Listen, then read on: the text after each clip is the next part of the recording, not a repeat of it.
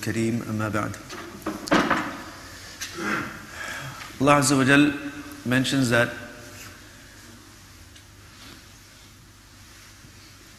for people of understanding, there are many signs in the creation of the heavens and the earth and in the alteration of day and night, or the alternation of day and night. There are signs for those who have intelligence. Now, this type of verse is mentioned in other places in the Quran as well, like in Surah Al-Baqarah, where many more things are mentioned. Here, basically two things are mentioned, or three. The creation of the heavens and the earth, and in the coming and going of day and night. These are very powerful visual things that we can't ignore. And if we pay a little bit of attention, these things, these phenomena that we see every day, they become living signs of the existence of Allah subhanahu wa ta'ala, and also they compel us to fulfill our purpose in life. But Allah subhanahu wa ta'ala says it's for ulul albab, people of intelligence. Lub is, actually it means the inside of something. It means, like, for example, you have a fruit or a vegetable, you have the outside, which is the shell, and then whatever is inside, the pulp of it is the lub and the lubab. So there's a difference between somebody who is intelligent and somebody who is from ulul albab, somebody who's dhu lub. So a person of lub is somebody with profound intelligence. And with that intelligence, they're able to not just see and identify the outside of something, but they're actually able to go behind it and see what its purpose is. That's what lub enables and empowers a person to do.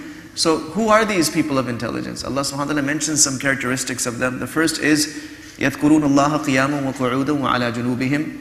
They are always remembering Allah subhanahu wa ta'ala, whether standing or sitting or reclining. And this means a couple of things that the Mufassirin have mentioned. One meaning is that they are never ever in a state of ghafla.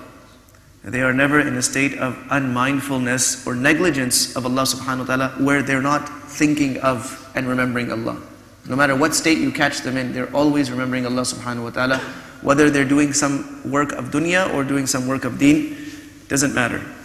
That's one meaning. The other meaning that Mufassirin have taken is that these people never compromise their salat. They never compromise their salat. They are praying when they are able to stand, and they're praying when they're not able to stand and they have to sit.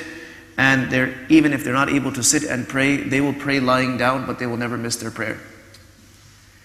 The second thing is that these people are constantly using their minds. وَيَتَفَكَّرُونَ فِي خَلْقِ السَّمَاوَاتِ وَالْأَرْضِ. They are constantly thinking about the creation of the skies and the earth.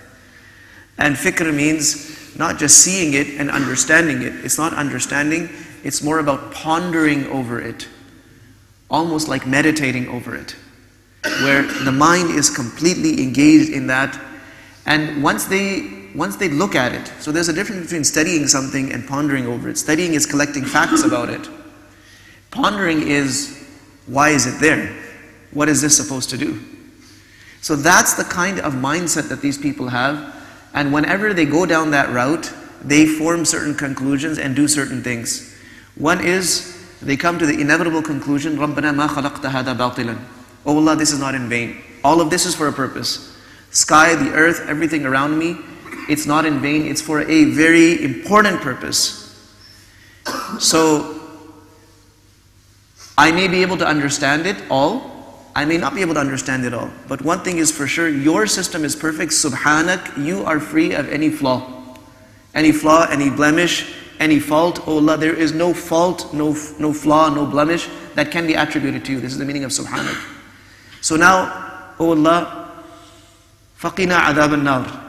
Save us from the punishment of Jahannam. Yani, while we are here using these things, oh Allah, take us on a path that will lead us to your pleasure, not on a path of other people who are also using this system and living in the system, but they're making the wrong choices and ending up in the wrong place. And then as far as honor and disgrace is concerned, these people understand that true honor and through true disgrace will be measured on the Day of Judgment. رَبَّنَا إِنَّكَ مَن تُدْخِلِ النَّارَ فَقَدْ أَخْزَيْتَ. Oh Allah, the people that you enter into Jahannam, they are the ones that you have disgraced. In dunya, sometimes it seems the opposite. The people who are doing good things don't always get the credit and the respect and the honor that perhaps that they should. Like we saw with the Anbiya alayhimu salatu wassalam, so many prophets, they were rejected and opposed and all of those things.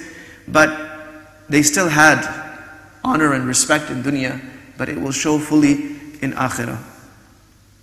So, what is our duty? Oh Allah, we heard someone calling towards you, calling towards Iman, and we believed. إِنَّنَا سَمِعْنَا مُنَادِيًا يُنَادِي لِلْإِيمَانِ فَآمَنَّا. Oh Allah, we have believed. So now, because we are imperfect, and we make many mistakes, oh Allah, you forgive those mistakes, and treat us with your mercy, and join us with the pious people.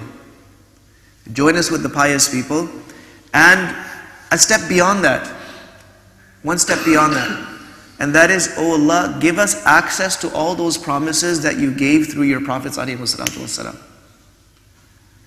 So, you see there's a chain of thought, one leads to the next, to the next, to the next, and all of this it starts out with understanding the purpose of this dunya.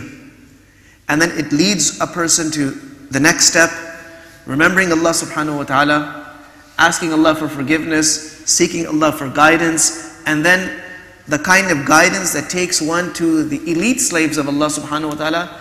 And because these people are doing the deeds that get them there, they're not just making dua, they also will have access to all of those promises that Allah subhanahu wa ta'ala gave through His Anbiya alayhi salatu wasalam. And we have been talking about those in the blessed month of Ramadan. Allah subhanahu wa ta'ala responds to them. Look at the response. Allah subhanahu wa ta'ala's response is, أَنِّي لَا أُضِيعُ عَمَلَ عَامِلٍ مِّنْكُمْ مِنْ ذَكَرٍ أَوْ أُنْثَى. Male or female, anyone who engages in deeds, I will never waste their good deeds. Never. But look at this. What you see before it is essentially a dua. But Allah subhanahu wa ta'ala's response to the dua is not that, yes, I'll accept your dua and give you whatever you want. Allah's acceptance of the dua is, I will accept any good deed that you do. So what that means is, every dua that we are making should compel us to an action plan through which we get acceptance for that dua. So Allah is asking here that what's your action plan? You're saying all the right things. So far, everything you're saying, you're asking, it's beautiful, it's wonderful, but عَمَلَ عَامِلٍ مِّنْكُمْ. Which one of you is ready to come forward and do the deeds that will give you entitlement to that? And then He describes the people that have true entitlement. Those that migrated for the sake of protecting their iman. Or those that were driven out of their homes because of their iman.